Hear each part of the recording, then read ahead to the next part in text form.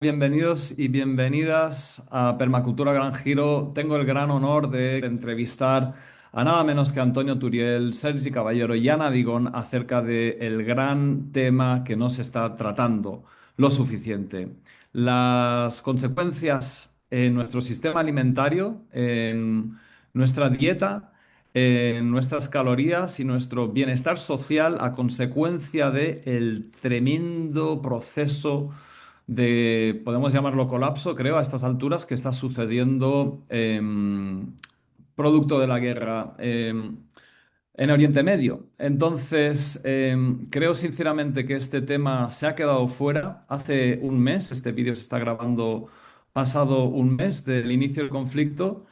Y es de una complejidad enorme, va a ser muy difícil tratar todos los temas, imposible de hecho, pero vamos a intentar atender a toda una serie de cosas. Por favor, quedaros porque vamos a tratar gran diversidad de temas, un poco lo que es el diagnóstico de la situación, las subvenciones y ayudas que están llegando para los agricultores, si van a haber racionamientos, de qué conviene que sean. Vamos a hablar también de las acciones agrícolas que podemos hacer, que puede hacer la agricultura profesional, el campesinado profesional, que en este momento ya se dedica para compensar esta gran bajada de insumos, de diésel, de fertilizantes, para la temporada de siembra actual, la temporada de la primavera 2026, y también para la temporada de otoño. Vamos a hablar acerca de la duración de un periodo de conversión o transición forzada a la agricultura ecológica y regenerativa. Vamos a hablar acerca de la permacultura frente a esta situación. A nivel social, si basta el actual número de agricultores, si va a hacer falta un proceso de formación o no.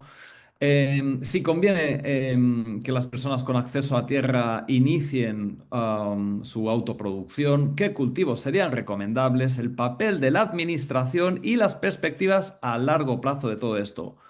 Vaya, vaya, vaya. Bueno, decir que me parece oportuno titular esta conversación Transición agroecológica por fuerza mayor. Y me gustaría invitar a una nota de humanidad por parte de mis invitados, porque las cosas como son. Esto es por fuerza mayor. Esto no es la transición que hemos deseado. Tengo el honor de conocer a estas tres personas, pero por ejemplo a Ana nos conocemos de hace entre 15 y 20 años, y después he podido conocer a Antonio, a Sergi. Hay gente que lleva 15, 20, 25 y 30 años avisando de todo esto. Hay gente que lleva queriendo impulsar otro modelo agroalimentario más justo, más ecológico, más sostenible, que incluso generase más empleo, más belleza, mejor cuidado del territorio. ¿Qué os voy a decir? La lista de ventajas es interminable. Y el bueno de Antonio hace poco, en un par de entrevistas, ha dicho que se siente fracasado por no haber contribuido mejor, como si fuera culpa suya encima. Pero yo desde luego esa sensación la tengo. Yo hace 15 años estaba con el movimiento de transición de los municipios, que intentábamos prepararnos para el cambio climático y para el pico del petróleo, el gran descenso energético. Bueno, pues aquí estamos. Os voy a dar paso para que me contéis brevemente, por favor, cómo os sentís respecto de esta situación anunciadísima y con la que ahora tenemos que cargar por la fuerza. Ana, si no te importa, ser la primera, por favor. Ana Digón, por cierto, que no te he presentado, presidenta de Agricultura Regenerativa Iberia, entre muchísimas otras cosas. Os iré presentando a medida que habléis. Pues muchas gracias, Esteban. Sergi y Antonio, un gustazo compartir este rato. Y bueno, son temazos, ¿eh? Muchos temazos sobre la mesa. Sí, yo presido la Asociación de Agricultura Regenerativa en España, Iberia, porque trabajamos con los compañeros de Portugal también, aunque la asociación tiene ámbito estatal.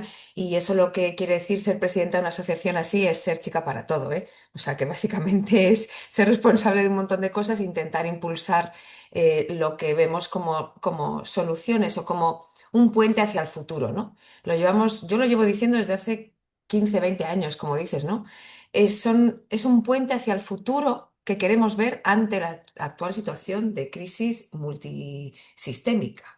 Y esto, pues como los compañeros, llevamos muchos años diciendo esto y yo muchas veces cuando doy charlas y la gente se toma el rato de estar 1 o 2 horas escuchando más y al final te dicen, bueno, pero ¿y entonces esto si es así, por qué no lo hace todo el mundo? Y dices, pues eso mismo digo yo, ¿por qué no lo hace todo el mundo?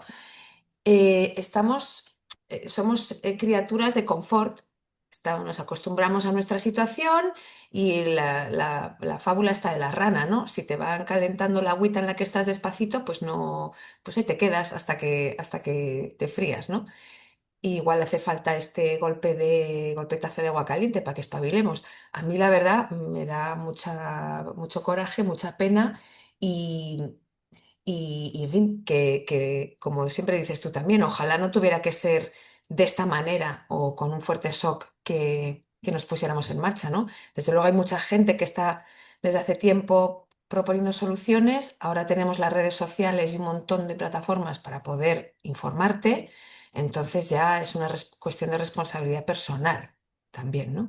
Lo bueno es que no estamos solos, que hay muchas redes ya con las que te puedes conectar, entonces también no se trata de reinventar la rueda, sino de coger y conectarte con lo que hay a tu alrededor, ¿no? Lo que no podemos es ir puerta por puerta, ¿no? Entonces la gente tiene que sacar ellos un poco de sí mismos esa iniciativa. Y también decir que entiendo perfectamente, ¿eh? Porque yo no soy madre, he elegido no serlo. Yo ya digo, madre, es que ser madre hoy en día o padre y tener que sacar adelante unos hijos, una familia y una casa, pues es que ya está el sistema montado para que sea tanto el esfuerzo y tanta la dedicación que supone y nos falta la tribu, ¿no? Que es un poco lo que Sergi están ahí montando en su proyecto, es esa tribu.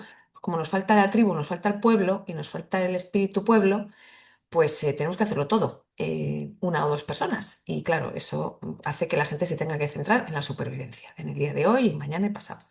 Y esto es parte de un sistema en el que estamos que también ha querido que sea así, que estemos desconectados y demasiado concentrados en lo nuestro. Y ahora ya con el despiste del pantallazo. Entonces ya, con lo cual son muchas las cosas que se nos ponen ahí delante para impedir que, bueno, pues que prestemos atención a lo importante, ¿no?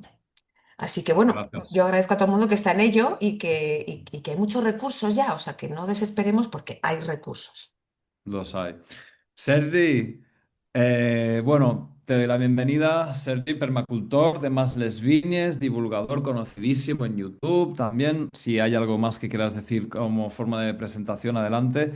¿Cómo te sientes tú respecto de esta situación?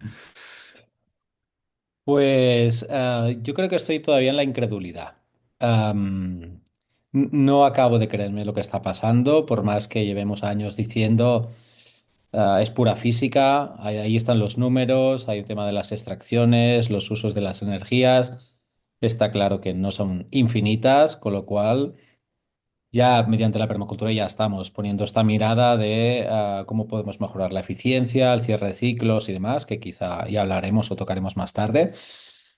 Pero creo que todavía, por suerte o por desgracia, estoy en una zona del mundo con muchísimos privilegios y probablemente las consecuencias de lo que está pasando lo vamos a vivir de manera muy distinta a otras zonas del mundo. Y bueno, pues eso, que pienso mucho en los distintos contextos y cómo realmente esto va a hacer que la vida en algunas zonas sea muy complicada. Y aquí, pues bueno, ¿tendremos un poco los alimentos más caros? Sí. ¿Tendremos quizá un poco de frío? Pues tendremos un poco de frío, calor, porque la energía estará más cara. ¿Podremos movernos menos? Sí. Pero creo que Europa todavía tiene esos privilegios que van a permitir blindar de alguna manera, en parte, nuestro sistema que tenemos montado. No sé, esa es mi percepción, ¿eh? Gracias. Antonio, bueno, doctor en física teórica, matemático, experto en energía, ya te conocemos todos, creo. ¿Quieres reiterar cómo te sientes respecto de esta situación? Empezamos con preguntas, lo que tú nos digas. Bueno, yo la frustración mayor es saber que, bueno, algo que en el fondo sí que era previsible y es que cuando empieza a haber algunos problemas de acceso a recursos, pues si van a empezar a tomar medidas inadecuadas y va a empezar a haber guerras por los recursos y se podría llegar a un escenario de estas características, aunque hay que reconocer que ni en el más salvaje de mis pesadillas me imaginaba que se puede llegar a este punto tan absurdo al que hemos llegado. Ha tenido que coincidir, pues bueno, pues una administración de psicópatas, ¿no? Trump es uno, pero todos los que están detrás no es que lo sean menos. Y bueno, yo en esto coincido bastante con Sergi, o sea, yo creo que ahora en el corto plazo no va a ser una cosa tan grave en el norte global, pero va a ser una tragedia inmensa en el sur. O sea, yo a mí lo que realmente me atormenta es que yo veo millones de muertos. O sea, yo veo que por culpa de estas medidas que se han tomado, de estas cosas que se han hecho, en un sistema que evidentemente no está preparado para este sobresalto, lo que va a suceder es que va a haber un problema de abastecimiento alimentario muy importante, sobre todo en el sur global. Otra cosa es que en el norte, con el tiempo, pues lógicamente las cosas se van a ir deteriorando y a lo mejor algún día nosotros nos encontramos donde se encuentra ahora el sur, ¿no? Ojalá no, ojalá algo se aprenda la lección y algo podamos hacer mejor. Pero bueno, sí que creo que efectivamente quien va a pagar el pato de esta crisis, como suele ser el caso, pues lógicamente son los más pobres y esto va a afectar sobre todo al sur global en lo que en el peaje de vidas humanas se refiere. La otra cuestión es que yo creo que el sistema como tal de esta no sale entero. O sea, quiero decir, aquí va a haber una destrucción importante del sistema financiero global y del sistema económico global, lo cual, si no se gestiona correctamente, lo que nos puede hacer es ir derivando todavía más hacia soluciones autoritarias, represivas en el norte global, ¿no? Yo creo que de hecho es un poco por donde se avanza, ¿no? Viendo además los cambios legislativos que se están introduciendo últimamente, yo creo que por desgracia estamos avanzando en esa dirección para causar todavía más daño en el sur global como si no fuera suficiente todo lo que hemos hecho ya. Bueno, gracias por vuestras palabras de compasión. Antonio, vas a ser el siguiente. Te voy a pedir lo casi imposible, una síntesis del puzzle. Hay una confluencia ahora mismo de escasez de diésel, gas natural, ya se sabe, fertilizantes, y cómo influye todo esto en los macronutrientes de la agricultura industrial. Pero te voy a preguntar ahora particularmente por Europa y especialmente España, ¿cómo crees que afecta esta situación al producto local y también al importado? Vaya, a lo que se puede comer en España. A ver, hay dos impactos. Uno que ya se está notando, que es hay un déficit de fertilizantes nitrogenados. A mí el otro día me escribió un amigo mío que es agricultor ecológico y que había ido a la cooperativa y ya se había encontrado un aviso de limitaciones en la venta en la cooperativa de fertilizantes nitrogenados en general, ¿no? Limitación, de momento es limitación. Supongo que también porque ya se las están viendo venir, ¿no? Entonces yo creo que el impacto más inmediato es este, porque además esto es lo que más se demanda ahora y esto es lo que de hecho queda más constreñido en la situación actual, porque no es solamente que circule menos gas, que la afectación a nivel del gas no es tan grave, de la parálisis en el estrecho de Hormuz, pero la que sí que es grave es la de directamente los fertilizantes nitrogenados, porque ahí se ve afectado el 30% del comercio mundial que mayoritariamente no viene hacia aquí, pero evidentemente, como al final es un mercado globalizado, pues lo que no, o sea, lo que no va a otros países, pues lo tendrán que sacar a lo mejor donde lo sacamos nosotros, ¿no? Y luego en un segundo nivel, el diésel, que el diésel impacta doblemente, impacta en todo el laboreo mecánico de las tierras, ¿no? Todo lo que son tractores y cosechadoras y todo esto, pero también en el transporte y las redes de distribución. Y hay una cuestión que es clave, que esto también puede pasar un poco desapercibida, y es que hay un problema de escasez de diésel en el mundo desde hace años, estoy yo llevando bastante tiempo de ello. El máximo de producción de diésel, pues hubo una meseta entre el año 2015 y el año 2017, ya en el año 2018 empezó a bajar. Antes de todo esto, ya la producción mundial de diésel estaba entre un 10 y un 15% de los niveles que había tenido ese periodo del 15 al 17. Y es que resulta que para producir diésel necesitas petróleos medios con cadenas de hidrocarburos medias, que es lo que contiene el diésel, y justamente los petróleos más ricos en cadenas medias, los petróleos medios más ricos son los de Oriente Medio. Entonces, aquí el impacto que tiene pues este 20% el consumo global de petróleo no es algo homogéneo, afecta sobre todo a todo lo que es diésel, a todo lo que es fuel oil para barcos y a todo lo que es queroseno para aviones. Entonces, esto va a tener un efecto muy desproporcionado en general sobre la maquinaria y además una competición entre usos diferentes de los ámbitos industriales para todo lo que es la distribución con camiones, con barcos y demás.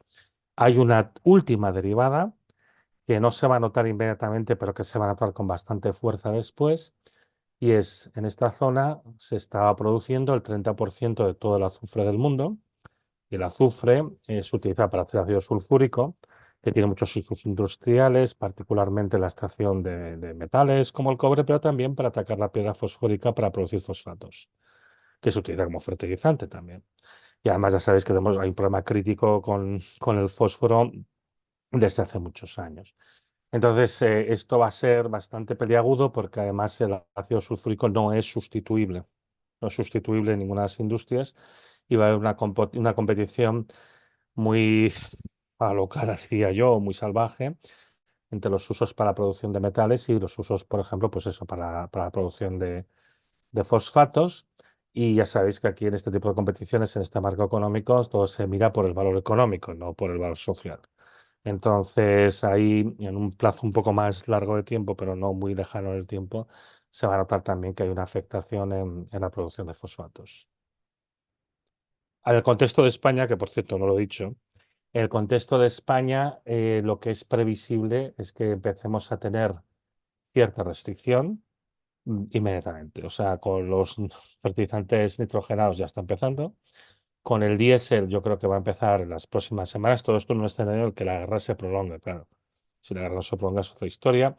Si la guerra no se prolonga, con el destrozo que se ha hecho ya se ha perdido parte de la capacidad de producción, ¿vale? Pero, bueno, sería una crisis estilo del año 22. Pero si la guerra se prolonga, que para hacerlo más previsible, entonces con el impacto del diésel en la agricultura yo creo que se va a empezar a notar sobre todo a finales del mes de abril y el impacto de la falta de nitrógeno, digo, de fosfatos y demás, esto probablemente va a ser más importante seguramente hacia mayo-junio, claro, dependiendo también cómo se sincroniza con las tareas agrícolas. O sea que posiblemente no se note hasta la siguiente campaña, ¿vale? Pero bueno, en todo caso, es eso, todos estos efectos se van a ir notando.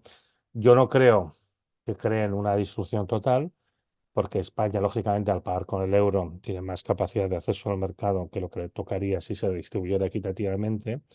Pero yo sí que veo probable que vamos a tener en todos estos capítulos un descenso de la cantidad de, ya sea diésel o fertilizante disponible, que fácilmente va a estar entre el 10 y el 20%. Fijaos que ya el otro día el secretario de Estado de Agricultura de Estados Unidos reconoció que en la siguiente campaña en Estados Unidos va a faltar entre el 25 y el 35% de los fertilizantes nitrogenados que ellos usan habitualmente, con lo cual, y eso es Estados Unidos, ¿eh? Y producen su gas.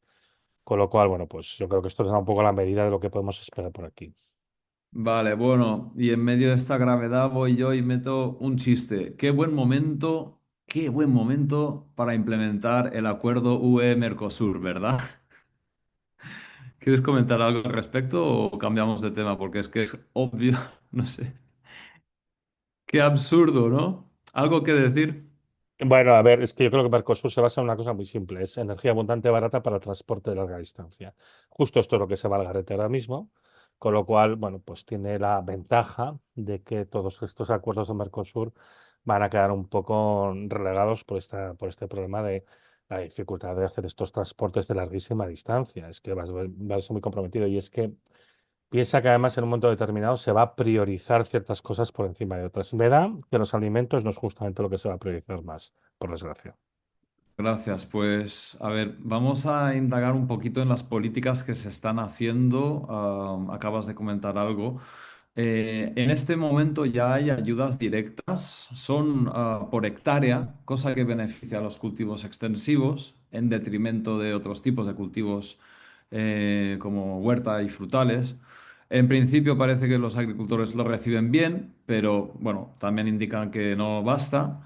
Yo os voy a preguntar a quien quiera, ¿cómo veis estas soluciones basadas en subvenciones y ayudas? Y si tenéis conocimiento de otras medidas en España siempre respecto de seguridad alimentaria nacional a medio plazo. Si se está por lo menos hablando de políticas de seguridad alimentaria a medio plazo, quizás pensando en pues, la campaña de verano-otoño. ¿Y qué os parecen esta clase de soluciones basadas en subvenciones y ayudas? Bueno, yo solo doy un apunte antes de pasarle la pelota a Sergi, que es el productor aquí en la mesa, que estaría genial si las ayudas sirvieran para poder capitalizar un cambio de modelo, ¿no? Y poder realmente invertir en un cambio. Si solo son tiritas para que puedas aguantar esa temporada, pues evidentemente estamos en más de lo mismo, ¿no? Em, y tendría que ir acompañado de una formación, unas campañas de sensibilización sobre cómo hacer que ese dinero lo podamos invertir para poder aumentar la fertilidad basada en la vida, no basada en los químicos inorgánicos. En eso podemos entrar un poquito más de en qué supone. Pero a ver, Sergi, tú como productor, ¿tú cómo lo ves este tema de las ayudas y todo esto? Bueno, antes me gustaría añadir que yo para mí una de las cosas que creo que son que pueden afectar, pasa que lo vamos a notar el año que viene, pero ahora es la época de siembra de la soja en Estados Unidos. La soja es súper necesaria, porque bueno, su complejidad de aminoácidos hace que sea muy completa y sea muy necesaria para el ganado, para la alimentación animal. No hay otra leguminosa con el mismo potencial y para poder hacer que la proteína, el animal la sintetice igual de bien que si tomara soja, entonces hay que añadir sustitutos que se hacen en laboratorios, aminoácidos de síntesis.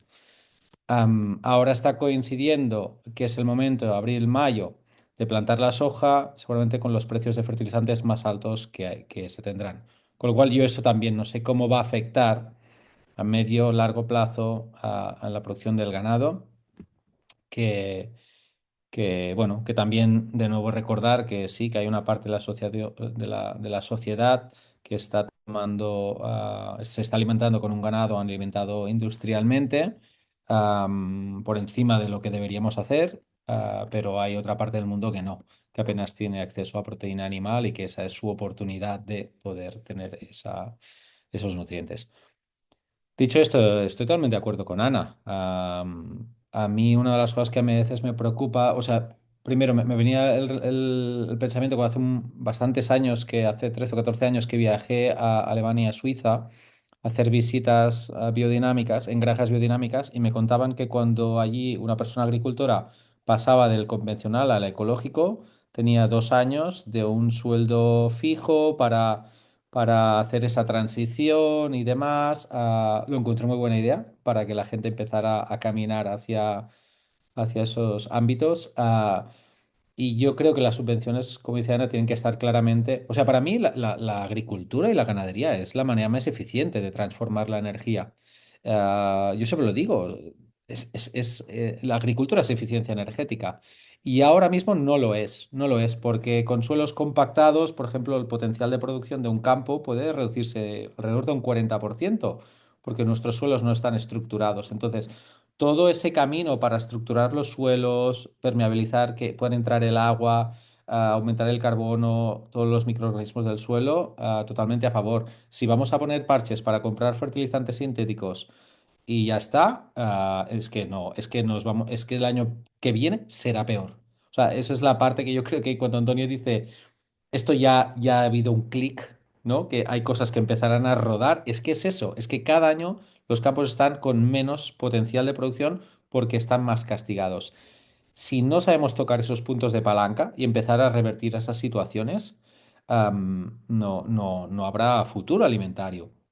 Antonio os hablaba de un amigo que no tenía fertilizantes sintéticos, pues que yo conozco otro hortelano que hace huerta en Asturias, que ahora le están dando plazos de entrega de compostaje de 2 meses mínimo. Es decir, antes de 2 meses no te vamos a dar, ya veremos luego, ¿no? Porque también hay empresas que han empezado a acumular el estiércol, el compost, sabiendo que los fertilizantes sintéticos pueden empezar a racionarse. En la costa de Cataluña se están utilizando 200 toneladas de compost por hectárea al año. 200 toneladas es mucha cantidad de materia orgánica, ¿eh? Lo que es la costa valenciana, catalana, tiene una excepción a la cantidad de nitrógeno que pueden usar porque son suelos muy arenosos, ¿no? Bueno, te devuelvo la palabra, Esteban, a ver si sabes. Vale, gracias. Bueno, creo que podemos ir entrando un poco en lo que es esta conversión forzada a una agricultura más baja en insumos. Y entonces, Ana y Sergi, de momento seguís un poco protagonizando las respuestas. Me parece extremadamente urgente que las personas que estáis en la permacultura, la agricultura ecológica, unas organizaciones como la Sociedad Española de Agricultura Ecológica, la ARI, que es la Asociación de Agricultura Regenerativa Iberia, la gente que estáis con la permacultura a nivel profesional, pues que de alguna manera se tienda una mano a la gente que está en la agricultura industrial, porque yo tengo la lectura de que estas personas son excelentes profesionales, la vasta mayoría tienen una vocación intensa y son la mejor gente para capacitarse en estas formas de agricultura bajas en insumos fósiles. Ahora bien, en este momento no tienen pues ni una formación, ni un camino trazado, y la mayoría, pues, de alguna manera se les ha encajonado en un lugar que a lo mejor de manera bastante antinatural no es el suyo. Posiblemente, por ser personas de campo, hubieran querido aprender el tipo de cosas que hacemos con las agriculturas más naturales. Pero la cuestión es que ahora mismo se nos echa encima una temporada de primavera y me gustaría básicamente que dijerais ¿qué le diríais a los agricultores, agricultoras que están en el sistema convencional?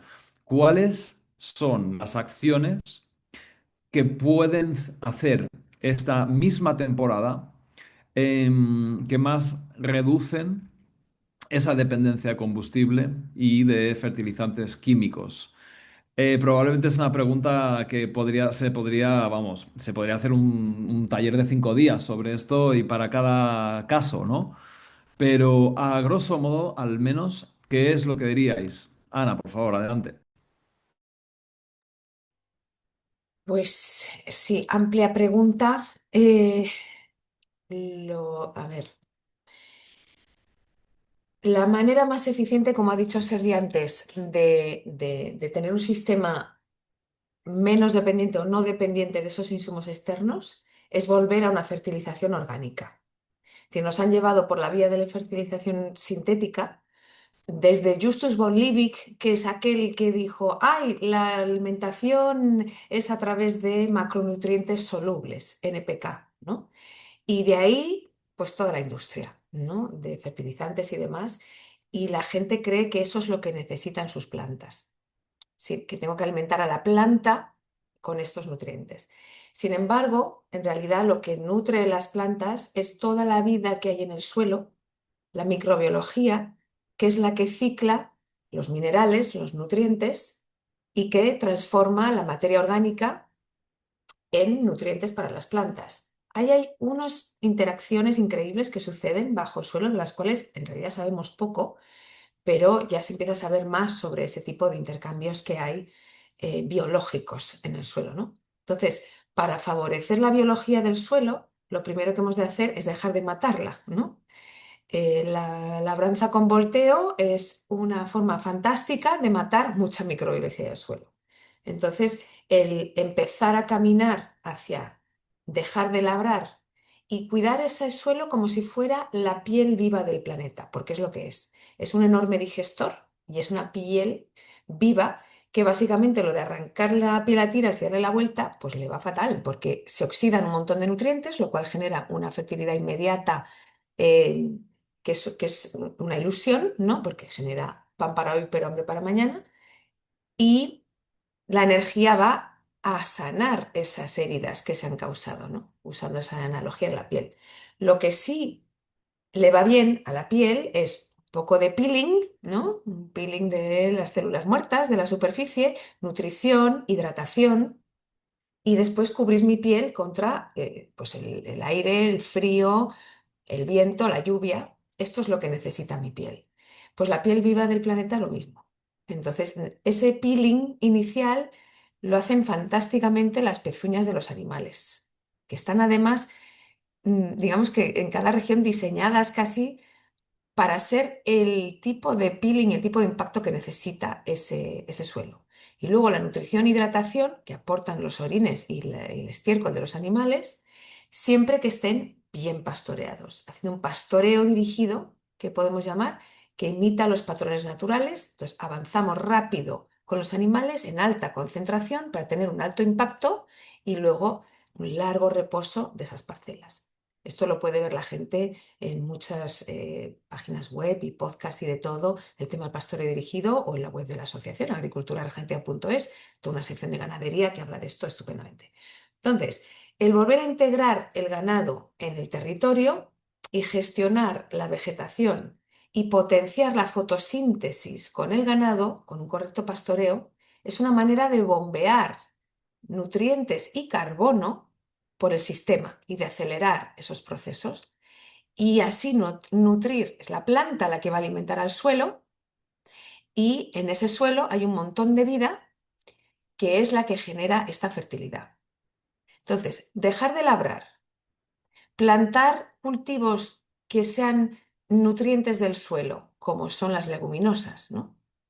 Cubrir ese suelo, es decir, si yo planto pues leguminosas con una mezclita de cosas, que esas cosas Sergi sabe más, y después tumbar ese cultivo cuando está en flor, que justo está en su momento más adolescente, más lleno de energía, tumbarlo para hacer una alfombra y plantar sobre ello de manera directa sin labrar el suelo, es una manera muy excelente de trabajar. Si además le integro el ganado, con un pastoreo dirigido, voy a tener una función de nutrición de ese suelo y del impacto necesario y justo para ese suelo. Eso siempre bien pastoreado, es importantísimo, porque si no tengo el efecto contrario. El ganado te puede sobrepastar, una sola vaca te sobrepasta una finca entera, pero un ganado, un rebaño enorme, durante un día te hace un impacto magnífico. Entonces, esto que dices, ¿cuántas cosas, no? Bueno, no hace falta hacerse ganadero para tener estos impactos positivos. Lo que estamos viendo cada vez más, y justo vengo de Andalucía de ver una serie de fincas regenerativas donde lo que están haciendo es las fincas que tienen ganado aliarse con fincas agrícolas que no lo tienen y entonces pastorear sus animales en los momentos necesarios en las fincas agrícolas, en coordinación y con acuerdos win-win, ganar-ganar, sin intercambiar dinero. Llevamos el ganado a la finca agrícola para que tenga un impacto positivo y mientras tanto el ganadero o el pastor hasta se puede ir de vacaciones y todo, mientras le cuidan el ganado y les lo dan de comer y se lo devuelven más gordito, ¿no? Entonces estos son intercambios que se pueden hacer entre productores, es decir, que no todo el mundo tiene que hacer todo, pero desde luego hay que hacer el esfuerzo de conectar con aquellos que tienen lo que yo necesito y a lo que yo puedo aportar para poder hacer una gestión colectiva, digamos, e integrada. Que esto conecta mucho con lo que Antonio Turiel habla muchas veces, ¿no? De colectivizar las cosas, que es que no tengo que tenerlo todo yo, pero sí que tengo que llegar a acuerdos con otra gente que sean beneficiosos para todos. Y eso, ese tipo de manejo favorece esa vida del suelo, que es esa fertilidad. Ahí he lanzado un porrón de ideas para que cada uno, cada productor diga, ¿yo en qué parte puedo yo? Bueno, pues ahora mismo que es primavera, tendrás un crecimiento importante de vegetación y es un buen momento para hablar con los ganaderos que tengas cerca para ver, oye, ¿tú me puedes meter aquí los animales?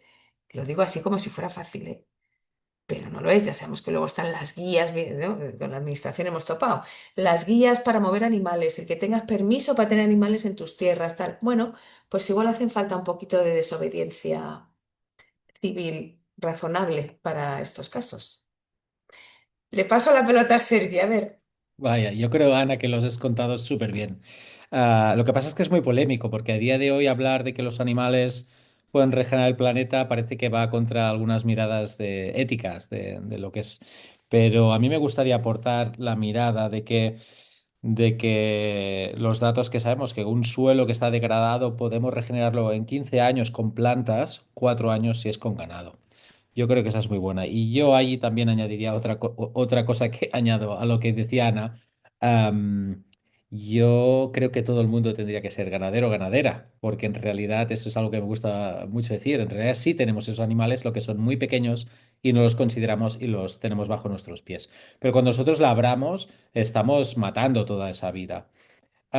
Y también sabemos que en una hectárea podemos tener hasta 3 toneladas de lombrices trabajando bajo el suelo. Podemos llegar a tener 1,5 millones de lombrices a 2 gramos por lombriz, pues nos vamos a 3 millones de kilos de peso, más que las vacas que van por encima. Y en cambio tenemos estudios que dicen que en un monocultivo de cereales podemos tener unas 50.000 lombrices apenas, que no es nada. Lo digo porque los animales generan vida y los ecosistemas se gestionan con la vida.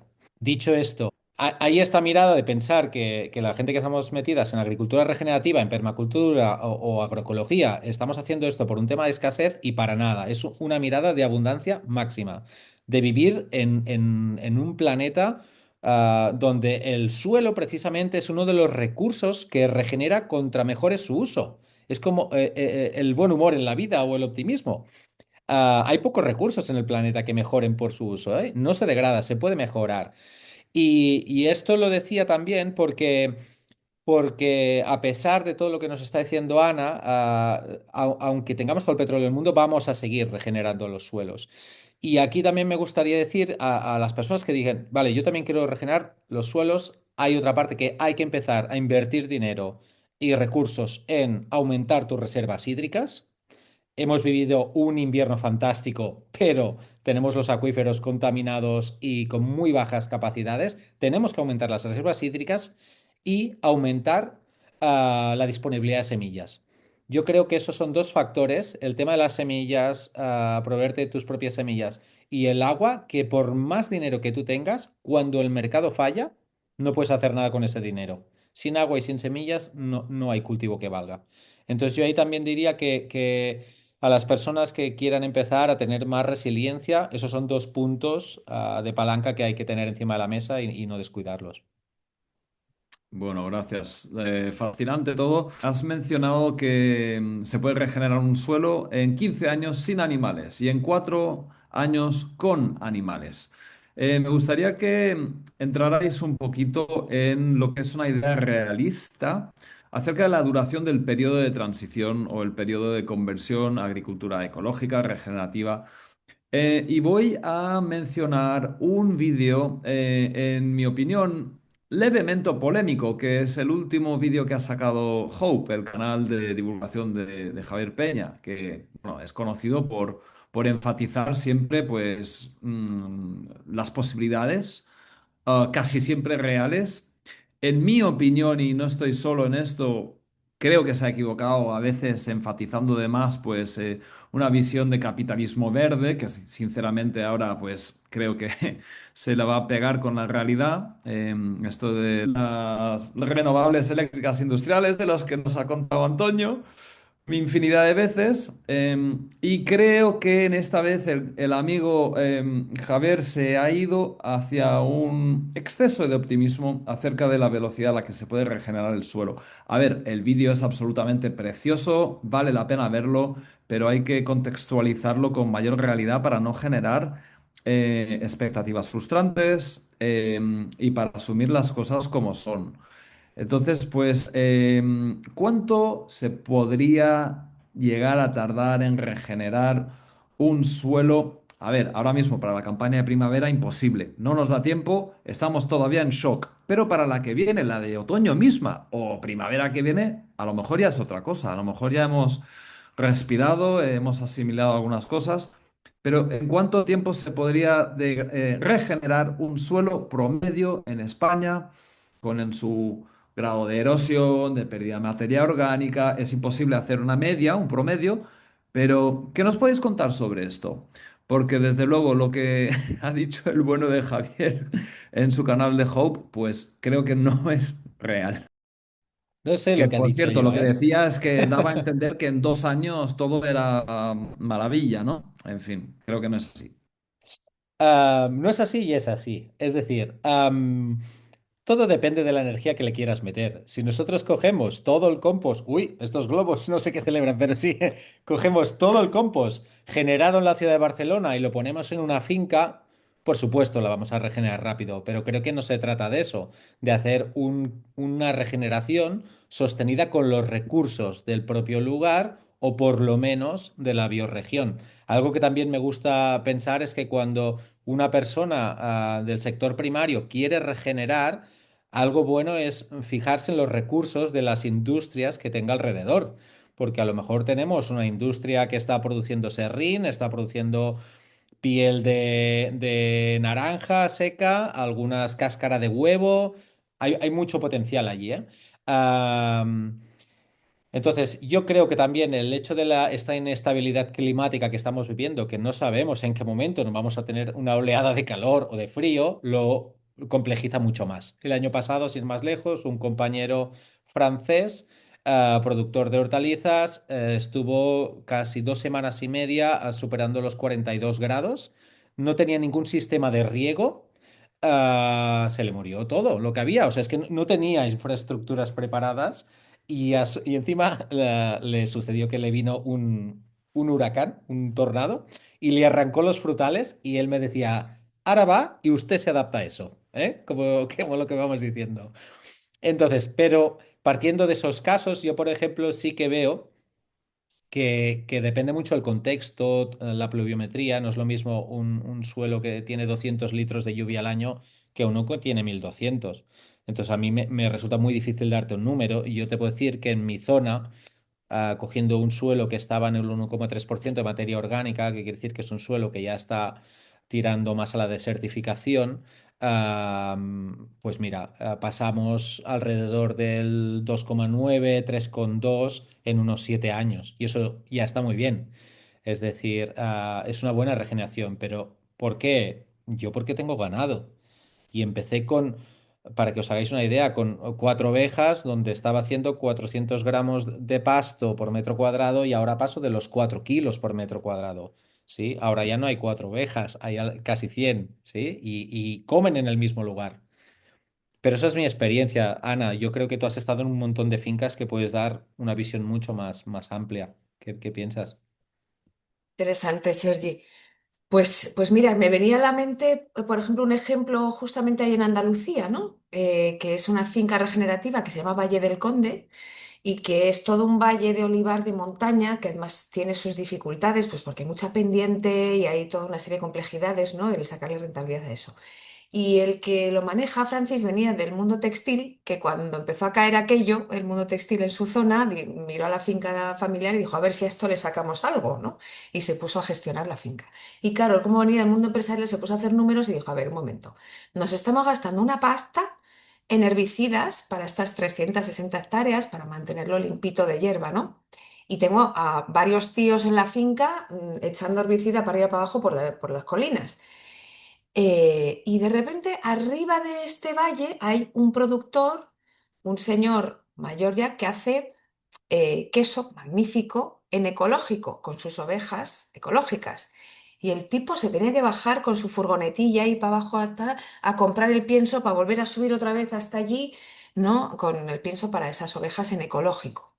Y entonces dijo Francis que no venía del mundo agrario, entonces claro, no estaba encajonado en ciertas visiones de siempre se ha hecho así, y dijo, a ver, ¿no será que las ovejas se pueden comer la hierba?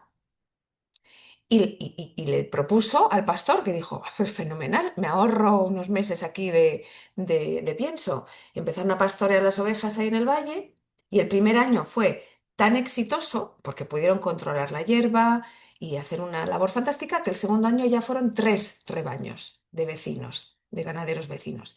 Y ahora ya, 6 años después, son 3 rebaños divididos en 5 lotes que van por la finca. Los empleados que antes se la pasaban con mascarillas y cubiertos echando herbicida, ahora están pastoreando las ovejas, moviendo vallas eléctricas, disfrutando un montón de su trabajo y además saludable. Y esta finca ha pasado de tener un suelo blanco, duro, el típico es así desértico tal, a tener un suelo oscuro que va cogiendo cada vez más vida, una cantidad de insectos y de aves que la universidad les ha dicho que son la finca de la zona con 10 veces más biodiversidad de insectos que las que tienen alrededor, ¿no? que están evaluando. Y el aceite que han sacado de estas olivas, este año pasado ha ganado 2 premios. Uno al olivar más sostenible de España y otro, más interesante todavía, es uno de los 10 aceites con mejor contenido nutricional del mundo. Del mundo. Imagínate la etiqueta que tú le pones. O sea, este aceite es medicina, literalmente. Y esto lo ha conseguido en 5 o 6 años. Claro, ha movido ovejas y muchas cosas más. Está haciendo sus propios biofertilizantes, está haciendo un análisis del suelo, está trabajando con la universidad, con varias, para poder analizar qué está pasando y poder entender esos procesos que están sucediendo y así aportar ciencia y datos a otros también. Está haciendo unos compostajes, unos biofertilizantes, toda una serie de cosas para sobre todo incrementar la vida. Favoreciendo las aves en la zona también. El otro día también estuvimos en otra finca, en La Tejadilla, que es una finca en ecológico, que está en, digamos, en la cúspide del ecológico, ¿no? Y que quiere ir más allá y lo que le falta es ganado. Entonces es una de esas fincas que se está haciendo planes para poder compartir el ganado de otras fincas en ella. Y ellos, como decía antes Sergi, ¿no? No son todavía ganaderos de ganado, pero en esta finca La Tejadilla han instalado 17 kilómetros de setos vivos con diferentes especies y una torre de 15 metros así que anida, creo que son como 40 o 50 nidos para cernícalos. Empezaron con un par de parejas instaladas y ahora pues sirven para también proyectos de investigación donde llevan ahí crías de cernícalos tal, y ahora tienen ya 16 parejas de cernícalos y 5 de mochuelos. Y eso solo lo hay si existe toda la vida trófica de abajo. Es decir, ellos son la cúspide de esa pirámide de depredadores y tiene que haber todo lo inferior, incluida la vida del suelo de abajo hacia arriba, para que estos de arriba se mantengan. Entonces, biodiversidad es una máxima. Y los tiempos de recuperación, por tanto, pues varían muchísimo. Como dice Sergi, ¿cuánta energía le vas a meter? Pues Francis lo da todo, él y todos sus empleados, ¿no? Están a tope con ello. Si estás un poco menos dedicado o con menos posibles, pues vas a tardar más. Pero la respuesta es, diría dos cosas. Con animales, con ganado, con biodiversidad, todo se potencia y boost, ¿no? Es como el impulso a la fertilidad del espacio y por otra parte, que todo es contextual. Absolutamente todo. Con lo cual la respuesta a todas las preguntas siempre es la misma. Depende. Depende de un montón de factores y muchas veces son sociales y son económicos esos factores. Por eso el mayor detonante de un cambio en una finca no es ni el dinero, ni el tamaño de la finca, ni el mercado que tengas, sino que es esto, el clima entre las dos orejas, la mentalidad. Eso es lo primero. No puedes obligar a nadie a cambiar o a ir a emprender un camino, porque además no es un camino fácil, hay que decirlo, ¿no? El camino de la transición, del cambio, de la regeneración no es fácil. Es más fácil ahora que antes, hay más información, hay de todo, pero no es fácil. Entonces no puedes obligar a nadie, es la mentalidad. Y esas personas como Sergi, como otros que son pioneros, que han hecho ese clic hace mucho, deben servir de faros para otros que vengan detrás y que les ayuden a cambiar su mentalidad. Por eso es súper importante las visitas que hacen, las actividades que hacen de divulgación, de formación, las redes sociales que tienen. Es decir, Sergi no pone redes sociales porque le gusta verse a sí mismo y tal, sino lo pone para que la gente lo vea y pueda entender y pueda ver ejemplos que les inspiren, ¿no? Y así hacen todos los demás que comparten ese tipo de experiencias. Entonces, sirven de faros, no pueden obligar a nadie, pero hace falta también un estímulo. Y ese estímulo, en este momento que queremos acelerar y debemos acelerar esta transición, también tiene que venir de unos programas de formación y de unos, lo que decíamos antes, unas ayudas que estén vinculadas a unos procesos que además sean preferiblemente colectivos. Vale, Dime. muchas gracias, Ana. Hablaremos de formación, hablaremos de la base de agricultores y agricultoras que hay, si hay que ampliarla, qué hay que hacer. Hablaremos de eso, pero me encantaría que pudiéramos dar algunas palabras de aliento con algo muy específico, concreto, pensando en la temporada de otoño. De alguna manera, el marco sería esta. Va a ser difícil porque no nos hemos preparado a tiempo, pero la de otoño está a 4, 5, 6 meses, y para ese momento a lo mejor sí que ha dado tiempo a hacer un poquito de observación, un poquito de reflexión, un poquito de plan. Sé que es dificilísimo y como acabas de decir, Ana, es contextual, siempre, todo depende. Pero me hago preguntas como, por ejemplo, ¿qué estrategias sencillas se podrían implementar desde ya? Bueno, una que has mencionado, para que no la repitas, intercambios de personas que hacen pastoreo con personas que tienen pasto disponible. Por ejemplo, se me ocurre, ¿sería posible, ante la situación en la que estamos, aumentar la cabaña ganadera en ese breve espacio de tiempo? No sé, ¿qué tipo de cosas os parecerían más claves para decir al agricultor español promedio, esto para agosto, septiembre, octubre ya lo podríamos ir implementando? Descansen ustedes tranquilos, que es un drama, pero no es para siempre. Es una fase difícil, pero no es para siempre. ¿Qué les podríamos decir a nuestros agricultores y agricultoras? Esa es difícil, ¿eh? Ya lo sé, Porque en dificilísima. 4 meses no haces nada, pero si yo tuviera que, se me dicen, oye, si tienes que hacer algo, te la tienes que jugar, ¿vale? Am, yo apostaría por amarantáceas en campos de verano. Es decir, las amarantáceas es un género de plantas que han evolucionado a lo largo de la evolución de las plantas sin dar tantos azúcares a los microorganismos. Con lo cual crecen mucho más rápido, son más egoístas, ¿eh? Eso lo hacen también las crucíferas, pero las amarantáceas se adaptan mejor a estos ciclos de verano para, bueno, también la mostaza, ¿eh? Pero llenar los campos de cultivos de verano, ahora que van a cosechar todo el cereal del invierno, que el agricultor general más común en España es un cerealista, ¿eh? O que hace cereales o hace legumbres. Entonces, una vez cosecha lo que ha cosechado, y en vez de dejar todo el campo sin nada, antes que meter girasol, meter o amarantáceas o sorgo, por ejemplo, ah, incluso si hace falta con un fertilizante sintético, cortar a final del verano y dejarlo. Y ahí ya empezar con el siguiente cultivo, que aquí te diría, ah, volvemos a recuperar sobre todo la haba forrajera, los hieros, hay un montón de leguminosas, los altramuces, tradicionales en España, que se han dejado de cultivar pero que tiene un potencial enorme de regeneración. Pero también, Esteban, creo que es esta parte de simplificar mucho, porque no es tan rápido ni tan fácil. Yo me he jugado aquí una carta, pero es todo mucho más complejo. Mm. Si me permites añadir también, que me encanta, gracias Sergi por ser tan práctico, ¿no? Con especies, con pasos, fantástico. También ir pensando en cómo voy a generar mi propio compost, cómo voy a conectar con empresas, como decía antes Sergi, cercanas, pues de poda, de jardinería, de tal, que puedan tener los recursos que a mí me puedan hacer falta, me puedan ayudar. También el hecho de que, por ejemplo, los biofertilizantes y los diferentes preparados que sirven para justamente estimular esa microbiología y alimentarla, tardan un tiempo en hacerse.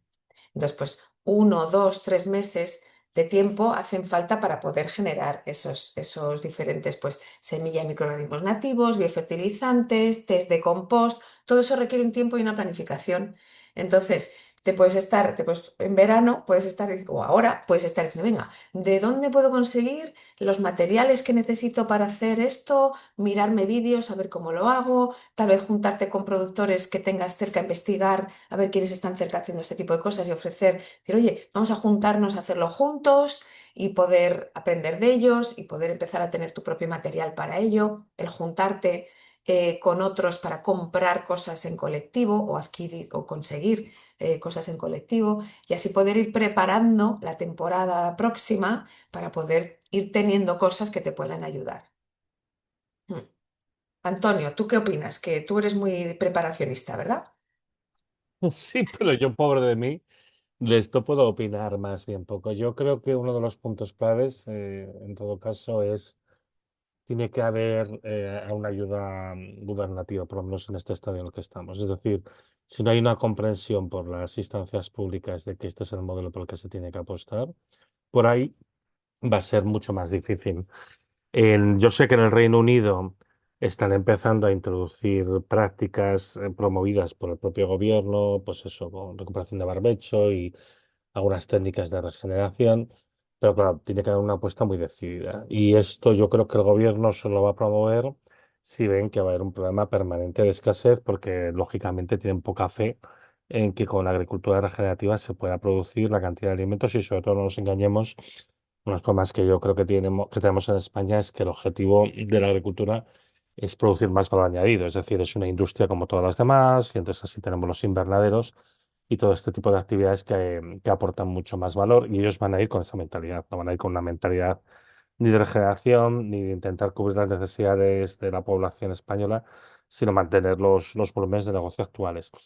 Para mí este es el cambio más fundamental y luego hay una cuestión en la que no habéis incidido, que yo creo que esto también va a requerir muchísima pedagogía, es todo el tema de la maquinaria, ¿no? Es decir, hacer comprender pues evidentemente, por una parte, que no hay que remover la tierra y demás, esto, bueno, ya es una cosa más pedagógica, pero luego hay la otra cuestión, que no es menor, que es el traslado de los alimentos y en los casos que sea necesario la cadena de frío. Entonces, eso requiere muchísima energía y ahí de nuevo, pues va a haber un problema. Para mí, una de las cuestiones que es bastante clave en el momento que se empiece a plantear temas de racionamiento, que yo no creo que esta vaya a ser el estadio en el que vamos a estar ahora, ¿eh? No, eso no creo que sea algo para ahora. Ahora va a haber problemas de abastecimiento, va a haber problemas de encarecimiento, pero no creo que vaya a haber problemas realmente de racionamiento. Todo también depende de lo mal que se gestione la situación, ¿vale? Pero eventualmente en el futuro, ese tipo de problemas sí que los va a haber. Entonces, lo que también está bastante claro es a qué actividades se dan prioridad. Y yo no tengo muy claro que con la orientación ni de este gobierno ni de ningún otro que haya habido y que pueda haber, por lo menos dentro del modelo actual, se vaya a priorizar lo suficiente la actividad que ellos consideran de menor valor añadido, porque el problema es que todo lo monetarizan y todo es una cuestión de expresión de valor. Hay otra cuestión además que yo creo que es importante incidir y que ha comentado un poco Sergi de pasada, es la cuestión del cambio climático. En una situación de cambio climático desbocado, la buena gestión del suelo ayuda a paliar parte de sus efectos. Ayuda a paliar las escorrentías del terreno, ayuda a favorecer el ciclo corto del agua que produce cierto efecto paliativo a nivel de altas temperaturas y a nivel bueno, básicamente de no sufrir sequías tan prolongadas.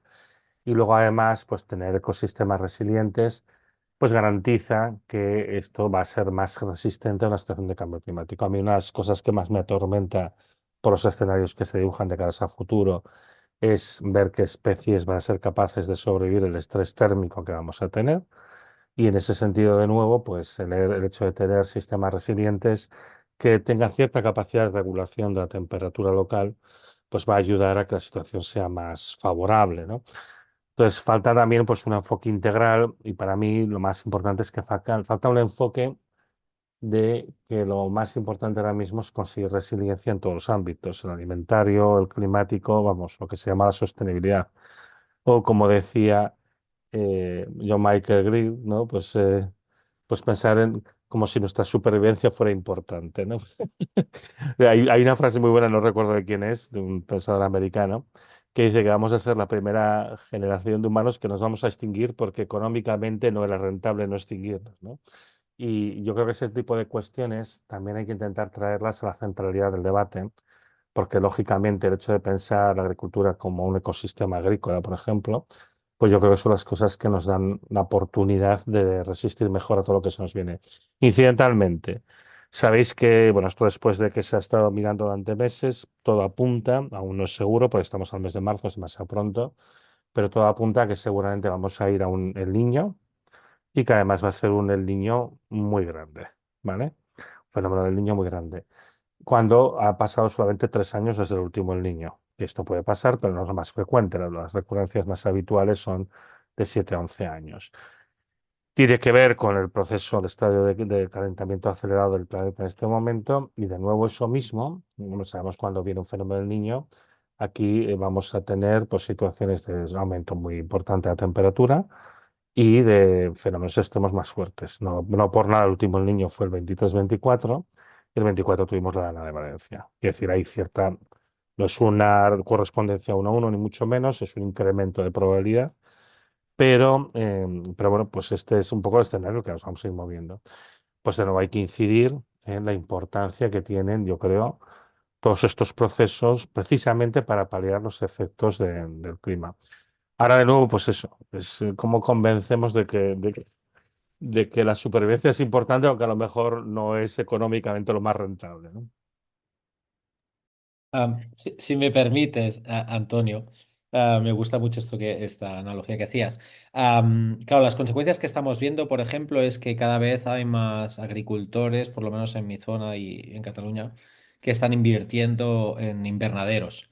Están viendo que ante el cambio climático necesitan más control de los ecosistemas, las temperaturas, y eso lo puedes hacer con huerta, pero eso no lo puedes hacer con legumbres, eso no lo puedes hacer con cereales, ni tan siquiera con frutales.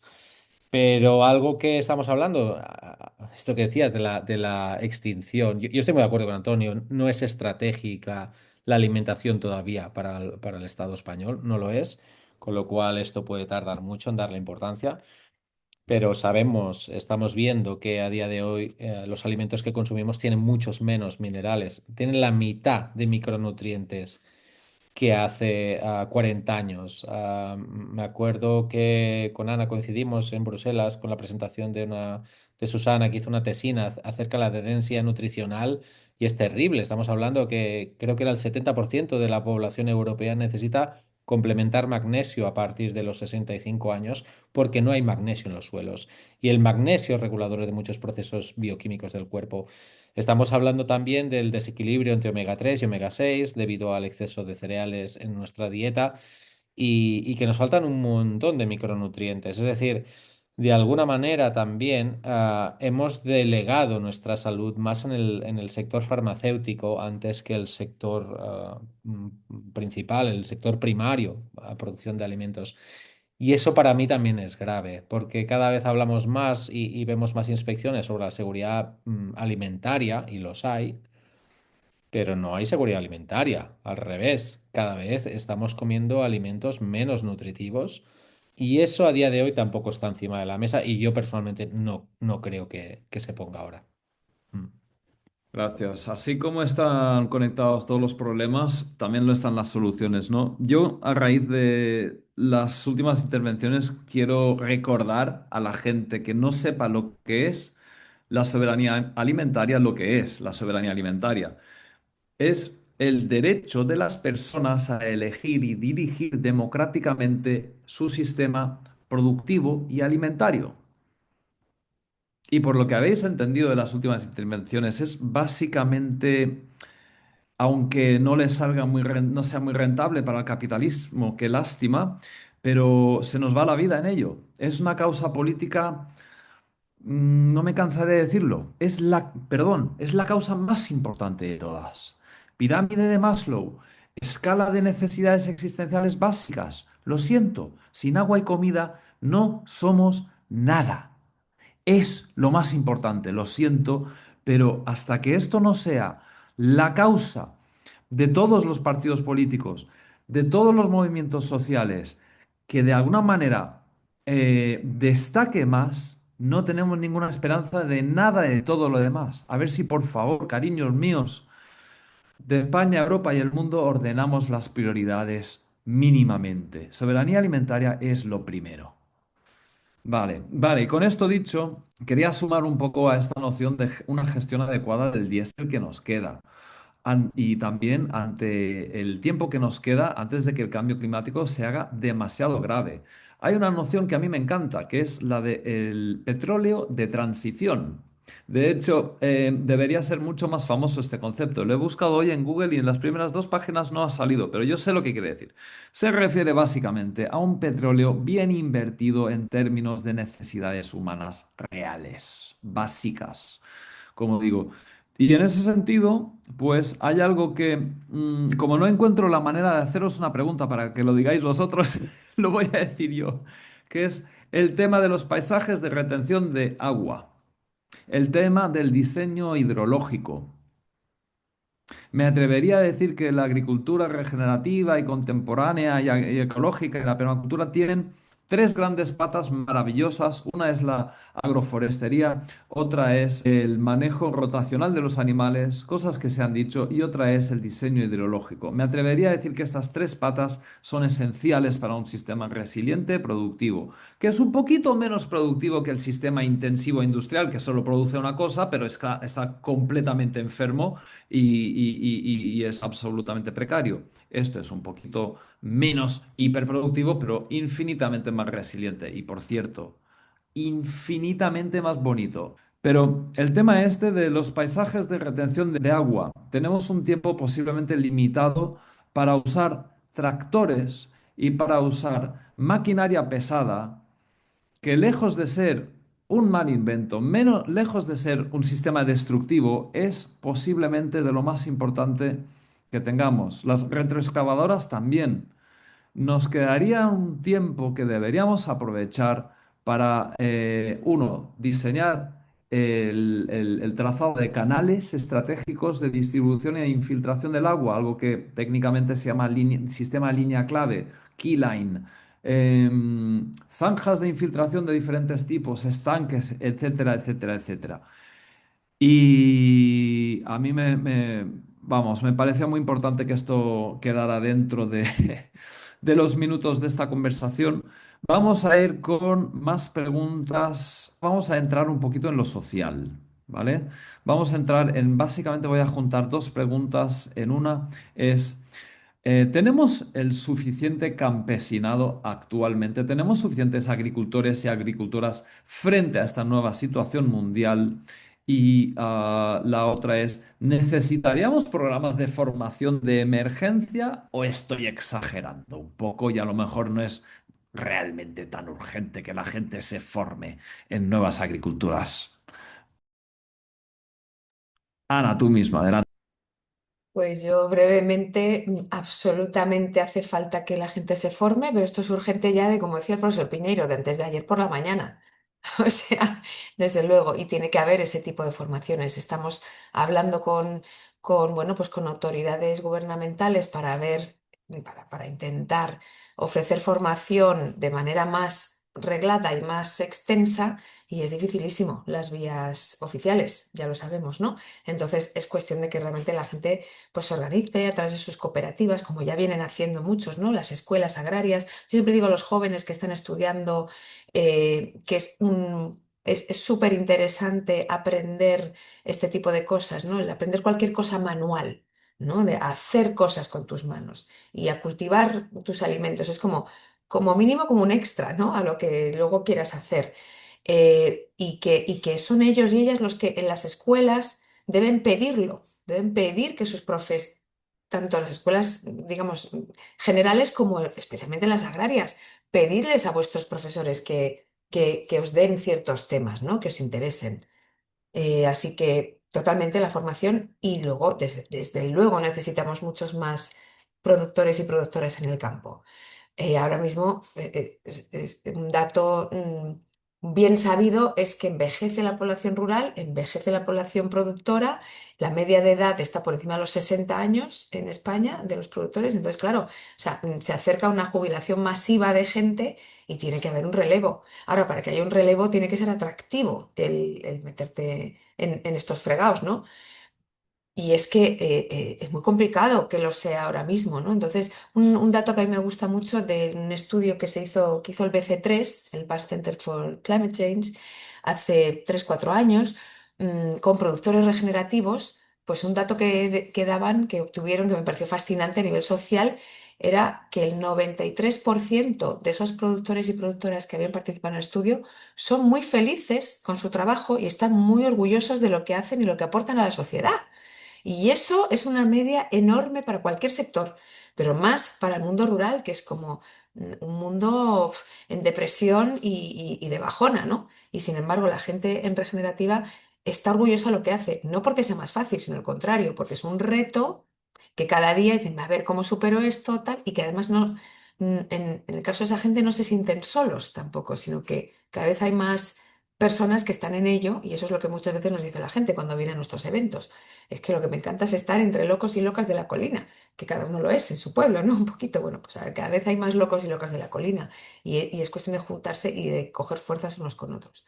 Pero desde luego que hace falta muchísima más gente en el campo y negocios y servicios y empresas asociadas a esa producción. Es que estar en el sector agroalimentario no es solo producir alimentos, es que hay muchísimas más labores y funciones súper importantes a su alrededor. Y pienso, por ejemplo, una chica, Claudia, que está haciendo las redes sociales de uno de nuestros compañeros fantásticos, que es Poultry en La Vera, y que, bueno, o sea, ella como persona de comunicación, pues tiene una labor esencial que jugar dentro de esta empresa agroalimentaria, ¿no? Entonces hay muchas funciones necesarias. De hecho, es un sector que necesita más mano de obra, y la mayor dificultad que encuentra la gente ahora en fincas regenerativas es encontrar mano de obra capacitada. Entonces es un nicho brutal para la gente joven que esté escuchando estudiar estas cosas y ser bueno en cosas físicas del campo. Vamos, o sea, trabajo asegurado. Así que, por favor, que la gente, desde luego, ni lo dudemos. Sergi, ¿tú qué opinas? No sé si queréis escucharme. A ver, No lo, no lo sé, dale. porque yo creo que o sea, creo que tendría que haber medidas radicales, porque yo creo que a día de hoy sabemos también que el acceso a la tierra es una de las mayores dificultades para empezar a producir alimentos, que las empresas cada vez están acaparando más y más tierras. Además, la tierra ha perdido el valor en relación a su capacidad productiva. Muchas veces ahora está en su capacidad especulativa o productiva en las energías renovables. Si, si ya la teníamos liada con el sector primario, ahora hay la presión absoluta por las energías renovables. El otro día en mi pueblo estaban explicando de la Generalitat el Plater, la barbaridad que es de pasar, no sé si son de 5.000 megavatios a 60.000 o si, no sé, Antonio quizá luego nos lo cuenta, pero la mayor parte de la sala eran personas del campo y estaban horrorizados diciendo, es que no podemos destinar todas estas hectáreas a producir energía. ¿Para qué? Si es que es que cada vez tenemos una dependencia mayor a la energía y no sé si aumenta nuestra calidad de vida. Y sí que creo que ese aprendizaje, una vez imaginemos, esas tierras pueden ser redistribuidas. Necesitamos más gente que trabaje allí, pero también más personas que en las ciudades o personas consumidoras que entiendan la importancia de consumir así. Un poco lo que decía Ana acerca de la pedagogía, el consumo actual de comida ecológica está por debajo de la época del COVID. No solo aquí, en Alemania también. El otro día había unos compañeros que estaban en Alemania por un tema de tiendas y supermercados pequeños decían, está por los suelos, el consumo agroecológico está cayendo y eso a mí me preocupa. De alguna manera, no sé, yo soy de la generación del póntelo, pónselo, de ponte el cinturón, de la generación de fumar mata. Ha habido un montón de ahí y yo creo que hay que empezar a decir, los alimentos transformados matan. Y aquí hay un gran problema con el lobby de la alimentación. El 70% de lo que compramos en Europa son productos transformados o precocinados y eso implica que en nuestras cestas ahí hay un montón de empresas. No son productos, son empresas lo que llevamos en nuestras bolsas rodeadas de plástico. Entonces, ah, por eso digo, no creo que queráis saber mi opinión porque en esto soy muy radical y me cuesta mucho ver, es tan grande el problema que realmente no sé cómo afrontarlo. Yo veo un montón de gente joven que quiere acercarse al campo, veo que no tienen acceso a tierras, que las empresas que hacen ultraprocesados y transformados están blindando y comprando esto y encima ahora tenemos un montón de capital financiero exterior de otros países invirtiendo para transformar hectáreas agrícolas en energéticas. Y con eso le paso a la palabra a Antonio si puede tener algunos datos más de los que decía. Bueno, el tema del Plater que comentabas tú, que es el Plan Territorial de la Implantación de Energías de la Generalitat de Cataluña, este se supone que es un instrumento de planificación, pero lo que han hecho básicamente es una tabula rasa. Ellos han tomado los objetivos de consecución de transición a las energías renovables que están contenidos en el PRONCAT, que a su vez se lo encargaron a una empresa porque no lo hizo el Instituto Catalán de Energía, esto lo está analizado por completo, cambiando lo que se había hecho tradicionalmente, digamos. Y lo que han hecho es una repartición proporcional. Ellos han dividido básicamente por municipios y dicen, bueno, hay que producir esta cantidad más y lo han repartido en función de la superficie de los municipios. Es muy absurdo porque a veces se pretenden implantar en sitios en los que realmente no hay capacidad, porque hay montañas, por ejemplo, o pues hay bosques o hay espacios que son protegidos de la Red Natura 2000, por ejemplo, o lo que sea. O sea, ha sido, bueno, un ejercicio muy tonto para entender que hay planificación. También os digo que contrariamente a lo que pretende hacer creer la Generalitat, el Plater no lo pueden imponer. Esto, yo he estado ya en varias jornadas sobre este tema y jurídicamente el Plater no es vinculante para los ayuntamientos. Se les pretende meter esto y demás. Esta es una cuestión. Más grave me parece el tema de la implantación de los capitales que realmente no tienen que ver con el sector primario, que son los capitales asociados a las energéticas, que tienen obviamente una forma de trabajar completamente diferente, lo que además lo que se procura es un mantenimiento de una estructura oligopólica, que bueno, no es solo la distribución, tampoco es muy diferente en ese sentido, pero en el que, bueno, digamos, se mueven a unas escalas, sobre todo de ocupación del territorio, que son bastante bestias y que evidentemente son incompatibles con la actividad primaria, ¿no? La única noticia buena es que la situación en la que estamos va a demostrar que este modelo no funciona. Este modelo ya no estaba funcionando y de hecho el año 25 hemos visto retirada de grandes capitales internacionales del sector de la energía renovable, porque además ahora ya pues estos días lo están repitiendo, que si el sector se canibaliza, cosas muy básicas que llevamos muchos años diciendo, que es el gran problema que tienes, por ejemplo, con la fotovoltaica, que cuando una produce, producen todas y cuando una no produce, no produce ninguna, ¿no? Porque típicamente es la alternancia día-noche y demás, ¿no?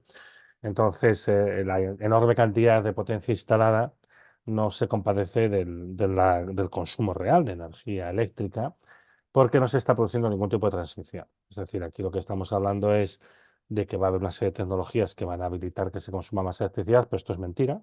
Esas tecnologías que son básicamente el coche eléctrico, el vehículo eléctrico en general y el hidrógeno verde, y hace tiempo que han mostrado sus limitaciones. No es que no se puedan hacer en absoluto, pero son más nichos, son menos extensibles de lo que se ha pretendido hacer creer. Y el hecho es que si tú miras la curva de consumo de electricidad, tanto en Cataluña como España, como de hecho en el conjunto de la Unión Europea, pues es una línea descendente desde el año 2008, con altibajos. Los últimos años en España creció un poquito el consumo de electricidad, pero este año, por ejemplo, va a pegarse un morrón impresionante con todo lo que está pasando. Pero la línea claramente es una línea descendente y esto desde el 2008, ¿eh? Esto no es nada nuevo. Entonces, este modelo ya hace tiempo que se está viendo que está fracasando y ahora va a ser muy interesante lo que va a pasar con el tema de la situación que ha generado la guerra en Irán, porque se va a ver que realmente de sustitución no hay nada. Esto simplemente es un negocio más apilado a todos los anteriores, ¿vale? Que además ya ha demostrado que ha tocado sus límites. El verdadero desafío, y esto yo os lo comento a vosotros dos porque os va a tocar muy de cerca, porque últimamente es donde yo estoy teniendo más demanda y de hecho hace poquito estuve dando, pues estuve participando en un par de actos relacionados con esto. Ahora el gran drama es el biogás, las macroplantas de biogás que se está extendiendo como la peste, nunca mejor dicho. Y lo que viene detrás, que es todavía más terrorífico, es la biomasa que ellos dicen que van a aprovechar restos agrícolas, pues mentira. Estos van claramente detrás de los bosques.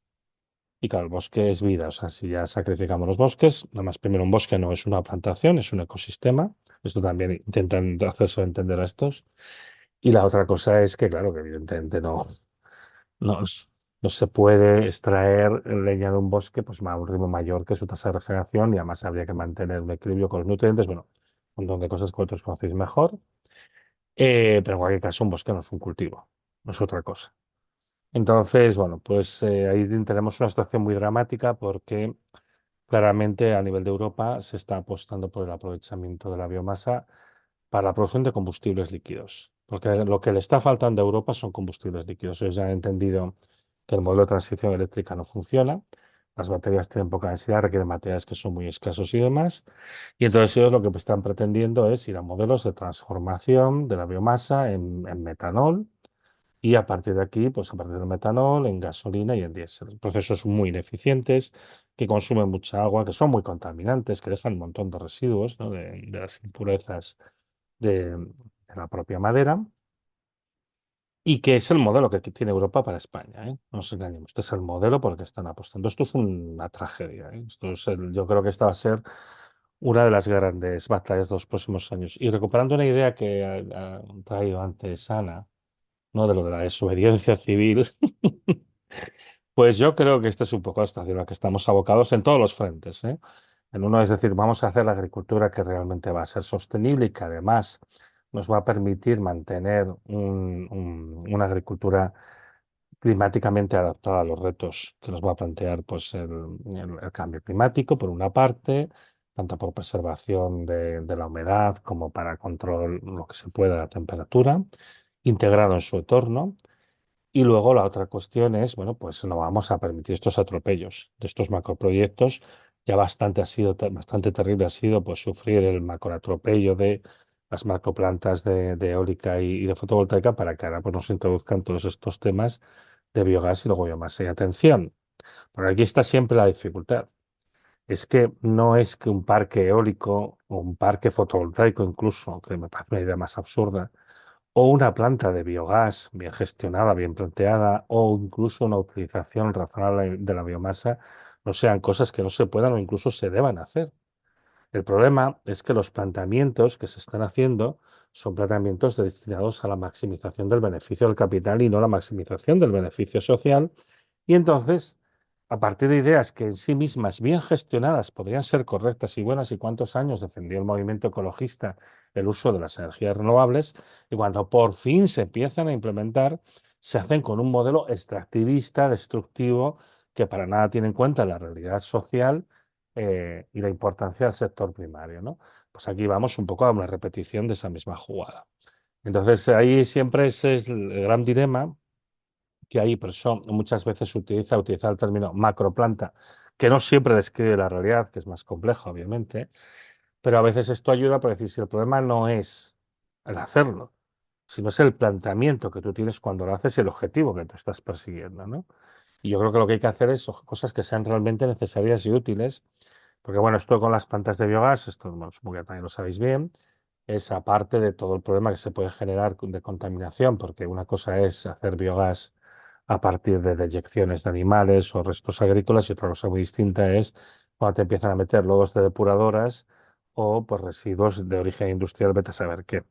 Y ahí pues se te acumula todo tipo de porquerías, todo tipo de sustancias, metales pesados, dioxinas y lo que te dé la gana, vamos, ahí te puede entrar de todo, ¿no? Y luego lo tienes en tu digestato, que luego quieres aplicar a los campos como si fuera un fertilizante, cosa que la normativa, por cierto, tampoco lo permite, ¿no? Pero la cuestión está en que al final, cuando tú estás procesando ese digestato, incluso aun cuando lo estás haciendo bien, a partir de, pues, por ejemplo, pues esos residuos agrícolas y de heces de animales, aparte de que tienes un incremento de la concentración de nitrógeno, lo tienes que diluir y demás, estás disminuyendo la cantidad de materia orgánica que estás metiendo en el suelo, que es importante para el suelo, precisamente, pues porque, como habéis dicho, pues es un ecosistema vivo y en el que pues hay muchos animales y muchos hongos y muchos otros seres que evidentemente necesitan esa aportación de la materia orgánica que tú le estás quitando para convertirla en biogás, ¿vale? Entonces, si tú lo haces de manera moderada, de manera razonable, de manera planificada, integrado con todo lo demás, tiene sentido. En el momento que lo que tu principal director es la maximización del capital y de la extracción, pues ahí estás generando un problema más, ¿no? Y esto, bueno, así como por una parte yo veo que todo lo que es la renovable eléctrica industrial ahora mismo está de capa caída y aunque nadie lo reconoce, están básicamente recogiendo los últimos dineros de las subvenciones y poquito a poquito lo vamos desconectando sin que se note demasiado, por lo que está pasando ahora. El problema es que sin solución de continuidad nos vamos a la siguiente batalla. Lo digo porque es que ahora mismo es la demanda principal que estoy teniendo los pueblos. O sea, está claramente decayendo. Es que muchos proyectos de eólica y fotovoltaica se están abandonando. Así, abandonando, sin más. Pero lo que está emergiendo es todo este tema del biogás y la biomasa, yo insisto en ella porque, por ejemplo, en León, que sufrimos estos incendios tan terribles el verano pasado, pues de repente se han creado 5 plantas logísticas de gestión de biomasa que con 3 de ellas podrían gestionar, como ellos dicen, toda la superficie arbolada de la provincia de León, que es una provincia enorme y muy arbolada. Con 3, y han puesto 5. Entonces dices, bueno, ¿de qué narices estamos hablando aquí, no? Bueno, pues este es un poquillo los grandes riesgos que nos lleva a la situación actual, porque además, bueno, yo ya lo veo, faltando petróleo, vamos a sacar algo para quemar de donde sea, ¿no? Y yo creo que es la deriva peligrosa. O sea, tenemos una oportunidad de hacer una deriva razonable en la que vamos a sistemas, pues, de agricultura regenerativa, a sistemas orientados a la resiliencia, a la soberanía alimentaria, todas las cosas que necesitamos, básicamente a un bien social, o bien vamos al extractivismo último, destructivo, que, llevado hasta sus últimas consecuencias, convertiría España en un desierto, en un erial tóxico y donde ya no crecería nada. Entonces, aquí al final pues yo me temo que, bueno, pues no va a quedar más remedio que una confrontación directa, porque es que de otro modo no va a haber solución, no va a haber vida. Me sabe mal, ¿eh? Pero es que yo no lo veo de otra manera.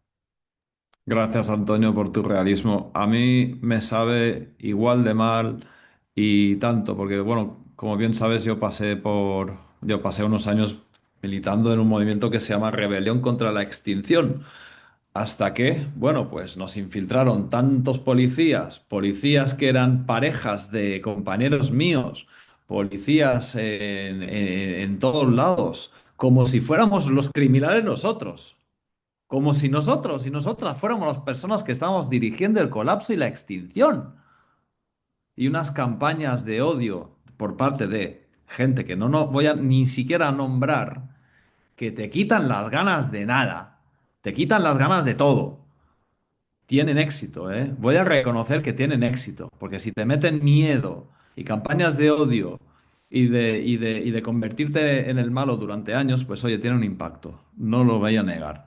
Y de hecho yo personalmente di un paso atrás porque se me iba mi salud mental en ello.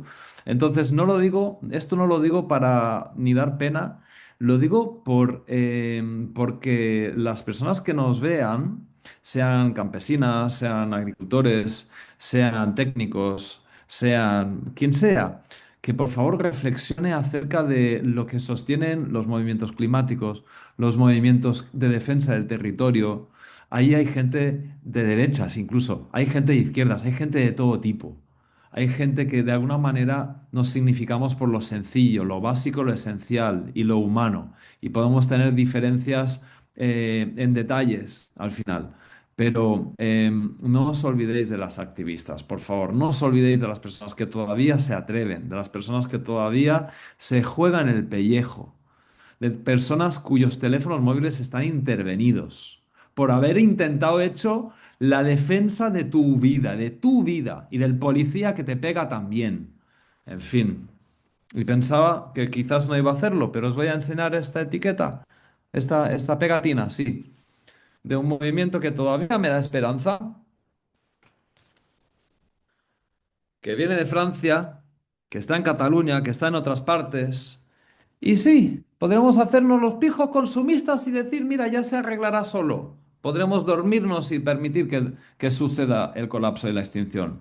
O podremos hacer agricultura, hacer ganadería y en paralelo también defender a las personas que nos están defendiendo, que me parece bastante importante. Entonces, bueno, esto es una conversación se ha prolongado bastante. Desde luego que nos quedarían muchísimos temas.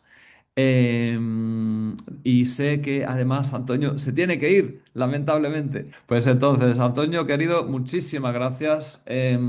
Como te quieras despedir, pues tienes un momento para hacerlo y muchísimas gracias por atendernos en este canal. Bueno, pues gracias como siempre por contar conmigo, aunque yo no tengo poco que decir de esto, pero bueno, lo interesante es todo el contacto que estamos teniendo sobre la realidad de la implementación de estos sistemas destructivos, porque al final yo tengo clarísimo que si no hay una preservación de la tierra y de la agricultura no va a haber ningún tipo de futuro.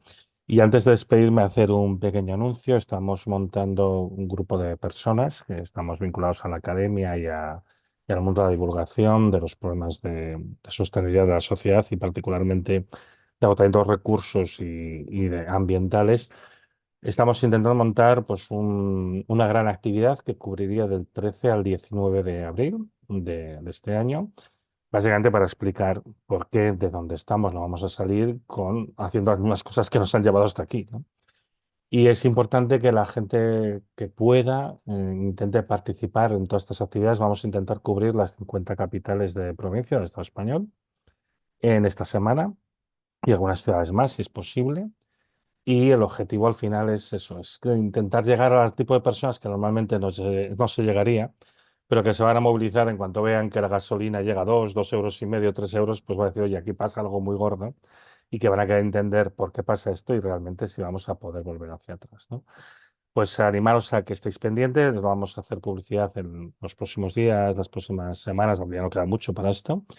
Y uno de los puntos clave, aparte de que no hay ningún grupo de ningún tipo apoyando esto es una iniciativa nuestra, es que cada persona que pueda traiga a alguien que no iría a una charla de estas.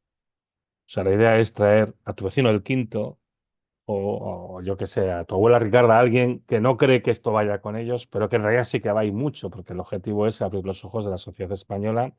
Y yo digo, es importante hacer esto ahora porque después, cuando las cosas vayan peor, ya sabemos quiénes van a sacar beneficio de esta situación y en medio del griterío nadie escucha a nadie.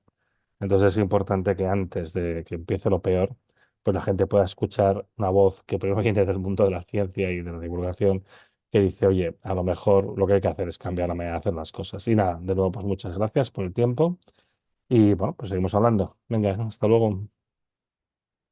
Antonio, salud. Gracias. Gracias, Antonio, un placer. Qué bueno. Vale, bueno, Ana, Sergi, vamos a cerrar con una nota más esperanzada, que la esperanza tiene que fundamentarse en un análisis de la realidad lo más objetivo posible y luego pues es simplemente esa actitud proactiva, ¿no? En lo que marca la diferencia. Me gustaría preguntaros, Ana y Sergi, acerca de la cuestión de la autoproducción, las personas que ya tienen acceso a tierra, las personas que tengan quizás una terraza grande en la ciudad. Y bueno, una pequeña reflexión es que todas las personas de alguna manera venimos del campo. Hace no más de 2 generaciones o tres, todo el mundo, la vasta mayoría de las personas éramos agricultores o ganaderos. Y durante la Guerra Mundial, por ejemplo, pues los países anglosajones tenían algo, os pongo un par de ejemplos, que eran los jardines de la Victoria, los llamaban, y básicamente todo el mundo que podía cultivaba en la parcelita que fuera. Cuando Cuba lo pasó muy mal en los años 90, que ahora no lo está pasando mucho mejor precisamente, por cuestión de escasez de petróleo, no entramos en los motivos ahora, pero se tuvieron que espabilar de una manera rapidísima y empezar a producir en cooperativas. Yo creo que hay muchas personas en nuestro país que realmente tienen acceso a tierra que está en desuso o abandono. La pregunta sería, ¿os parece que está justificado que realmente empiecen a tratar esto como una emergencia o como algo serio para el medio plazo? ¿Y qué cultivos, qué procesos os parecerían que serían más urgentes? Sergi, creo que esto es una pregunta excelente para tus competencias como permacultor. Ujú. Gracias, Esteban. Bueno, yo aquí diría varias cosas. Creo que la diversificación es la clave, en pequeña y a gran escala. Intentar huir de la especialización y abarcar más la diversificación y la resiliencia. Creo que intentar buscar, por un lado, especies arbóreas muy resistentes no solo al clima, como puede ser la higuera o la morera, sino sobre todo a la poda de la persona inexperta.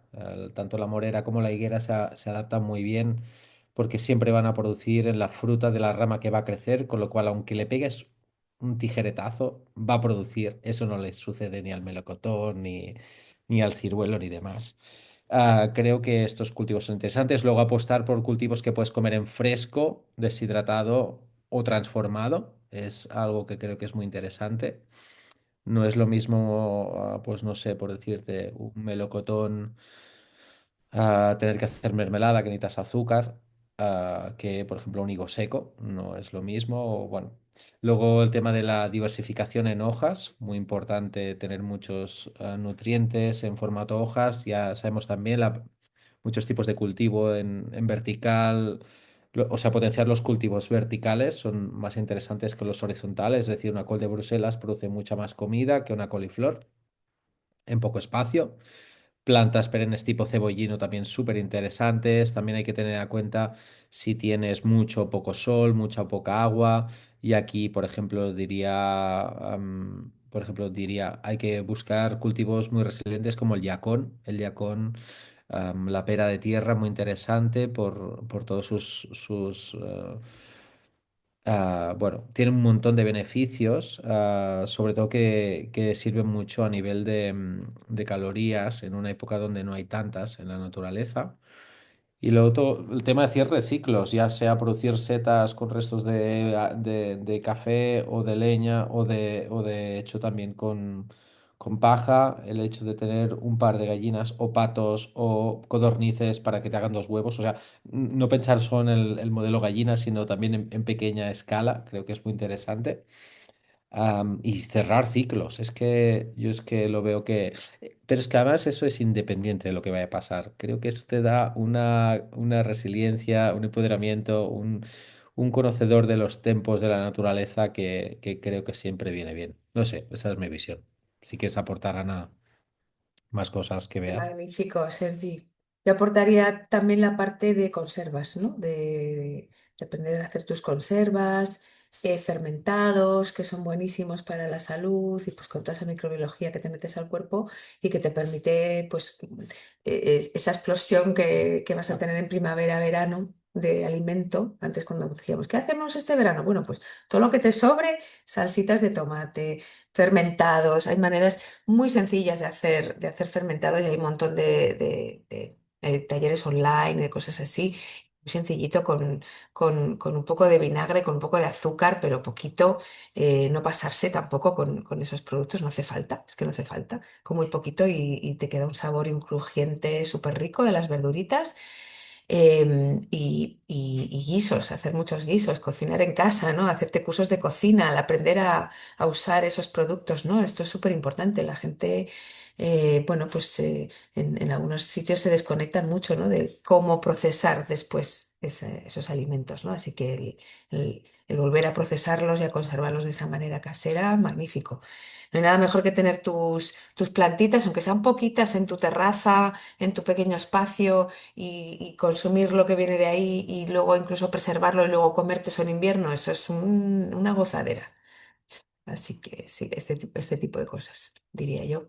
Luego, a nivel antes, cuando estaba hablando Antonio del tema bueno, pues de las renovables, ¿no? Y de las plantas fotovoltaicas, a mí me asombra que se instalen plantas fotovoltaicas y ya queda ese terreno inutilizado para otra cosa, ¿no?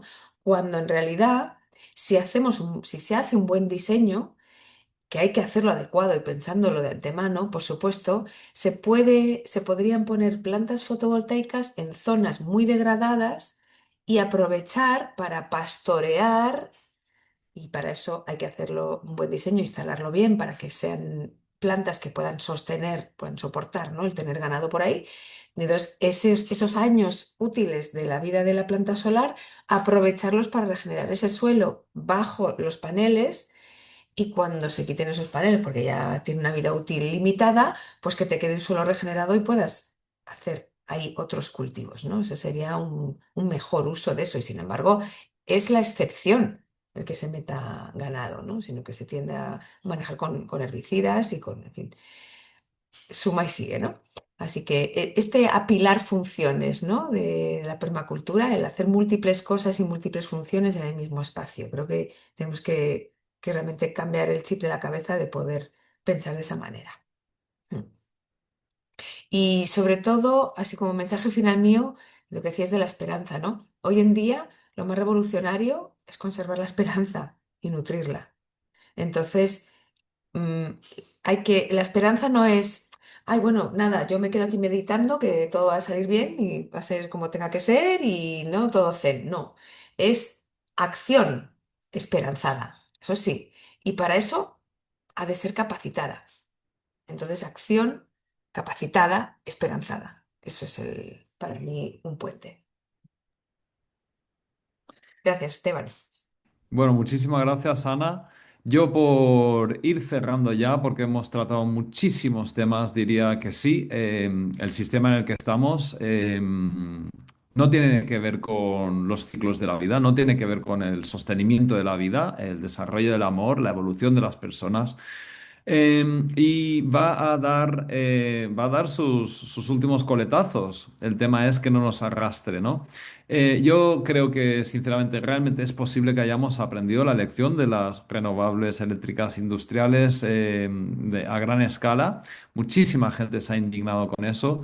Hay unas películas que voy a mencionar, ¿por qué no? Preciosas. Una que se llama Vidas Irrenovables, de el mismo director de la película Ganado Desierto, que trata la ganadería regenerativa. Dos películas muy recomendables. La gente está harta de estos polígonos. Yo creo que es posible que haya una vuelta a la sensatez, si lo queremos. Y bueno, yo por mi parte diría para terminar que creo que este momento, dentro de todo, es una oportunidad para que mucha gente compruebe que la agricultura ecológica y la regenerativa funcionan, que el autoabastecimiento personal o comunitario tiene sentido, que esto es una crisis, pero estamos despertando de un sueño que era una ilusión y que atravesando lo peor de la pesadilla, pues podremos despertar a un nuevo mundo si lo generamos. Y algo que, sin olvidarnos del contexto de guerra en el que estamos, lamentablemente, un mundo donde hay más soberanía alimentaria, donde la soberanía energética está integrada democráticamente con la soberanía alimentaria. Es decir, tenemos lo mínimo y lo suficiente de todo. Es un mundo donde hay menos guerras, porque no tienen sentido. Pierde su valor, pierde su necesidad. Ni siquiera ya, ni por identidades, religiones, culturas, historias. Un territorio que tiene lo esencial para que una sociedad viva bien. Es un territorio lleno de orgullo y dignidad. Es un territorio lleno de belleza, es un territorio lleno de sentido, es un territorio lleno de historias, es un territorio lleno de ah, descubrimientos, magia, ciencia y espiritualidad, todo. Y bueno, yo quiero tomarme, voy a seguir tratando de poner mi energía en esta dirección. Y bueno, la verdad es que, bueno, muchísimas gracias a los tres. Sergi, si te quieres despedir, si quieres decir algo, eh, por mi parte, hasta aquí. Pues que ha sido un placer encontrar un espacio así de debate. Creo que necesitamos espacios de debate y no solo desde las redes, sino en presencia de personas. Creo que está bien desmitificar y poder hablar, dialogar y no entrar en el miedo, ni mucho menos, sino pensar e intercambiar, porque creo que el pensamiento colectivo puede hacer mucho más que el individual. Y, y bueno, y con esto me quedo mucho también con lo que decía Ana, ¿eh? Joanna Macy, su esperanza activa, creo que va por ahí. Sí. No lo hacemos porque se acabe, lo hacemos porque es lo mejor que podemos hacer.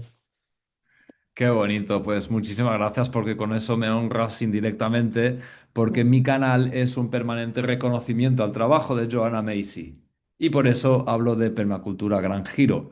¿Y qué es el Gran Giro? chicos y chicas, hombres y mujeres, niñas y niños, seres de identidades múltiples. El gran giro es lo que tenemos la oportunidad de hacer ahora. Darle la vuelta a esta civilización de mierda para que de una vez por todas esté lleno de bondad, justicia, belleza y sentido.